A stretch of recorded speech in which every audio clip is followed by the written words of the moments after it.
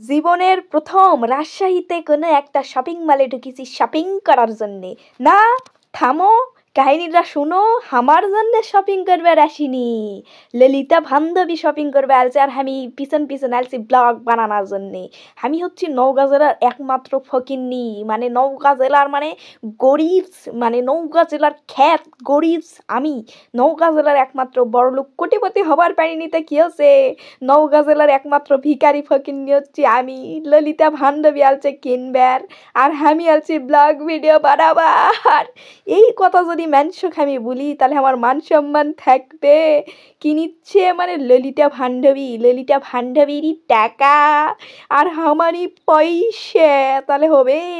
ওর সাথে মানে ঘুরতে ঘুরতে আমার মাথা মনে হয় ধ্বংস হয়ে গেছে। যেই জামা পছন্দ হচ্ছে সেটা সাইজে মিলিচ্ছে না, যেটা সাইজে মিলিচ্ছে সেটা ডিজাইন পছন্দ হচ্ছে না, যেটা ডিজাইন পছন্দ হচ্ছে সেটার আবার কালার মিলিচ্ছে না। এমনিতেই আমি চিকন টিকন মানুষ, তার উপরে এতক্ষণ কি দাঁড়ায় থেকে পারবো? আমার ললিতা বান্ধবীর মাথা সেই সেন্সও নেই। শালা ঘুরতকের মনেই নাই যে আমি দাঁড়ায় আছি কখন থেকে। এখন ওর করক দিয়ে আমি যে সর, আমি দেখবো, সর, তুক দেওয়া হবে না বলে আমি আসিচ্ছি দেখবার, যে দেখি আমি পছন্দ করে দিচ্ছি তো কি দেখছি একটা ফেব্রিক্সও পছন্দ হচ্ছে না, মানে যেটা পছন্দ হচ্ছে সেটার কাপড় ভালো নয়, আর যেটা পছন্দ হচ্ছে না সেটার আবার কাপড় ভালো কিন্তু সাইজে মিলিচ্ছে না। কি এক মুসিবতের মধ্যে পড়িনি।